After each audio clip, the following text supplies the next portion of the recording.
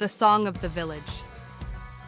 Long ago, in a small village nestled between the lush green hills and the wide, flowing rivers of Sri Lanka, there lived an old man named Raghavan.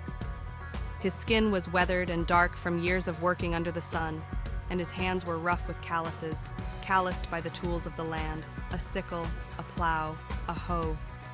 His long silver beard flowed like the river he had crossed many times in his youth, and his eyes, though clouded with age, still carried the quiet strength of his ancestors.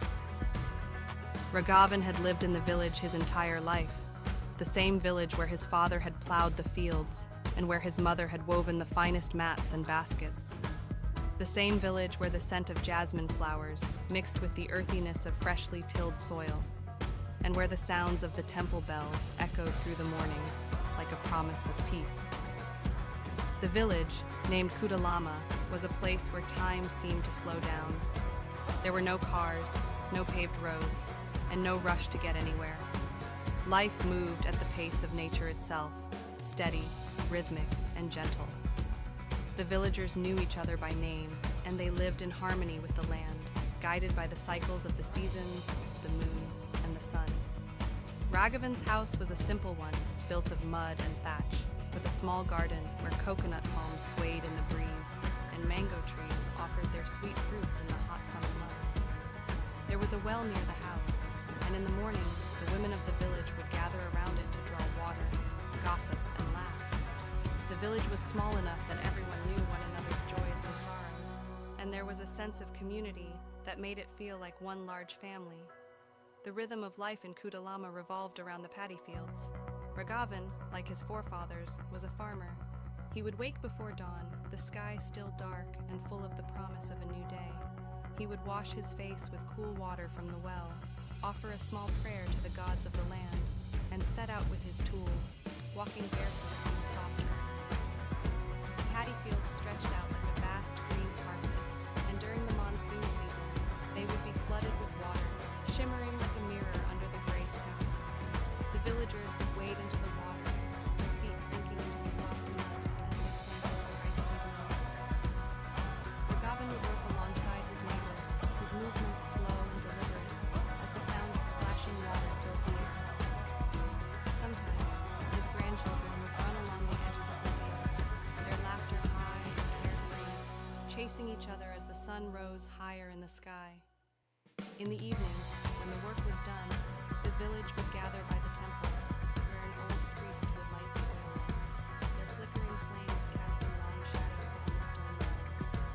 The temple was a sacred place for the villagers, a place where they sought blessings for a good harvest, and where they gave thanks for the bounty of the land. As the days passed, Raghavan grew older, and his once strong hands became slower, his movements more deliberate.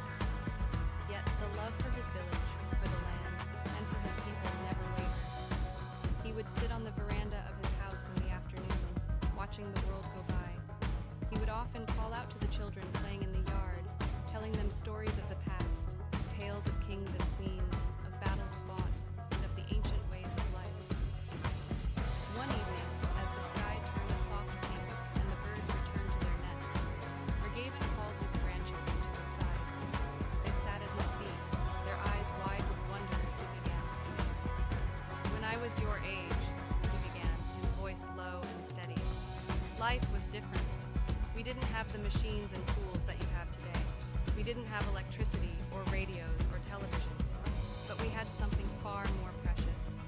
We had time to listen to the river, to watch the stars, and to feel the earth beneath our feet. We knew the land, and the land knew us. Every season had its work, and every work had its season. There was no hurry, no rush.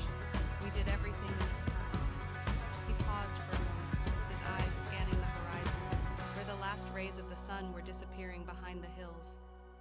"Your world is changing fast," he continued, his voice tinged with a hint of sadness. "But remember, there is no rush. Take the time to listen to the songs of the birds, the whispers of the wind in the trees. Take the time to walk barefoot in the earth, to feel the soil in your hands. These are the things that will stay with you, even when everything else changes." The children sat quietly, absorbing his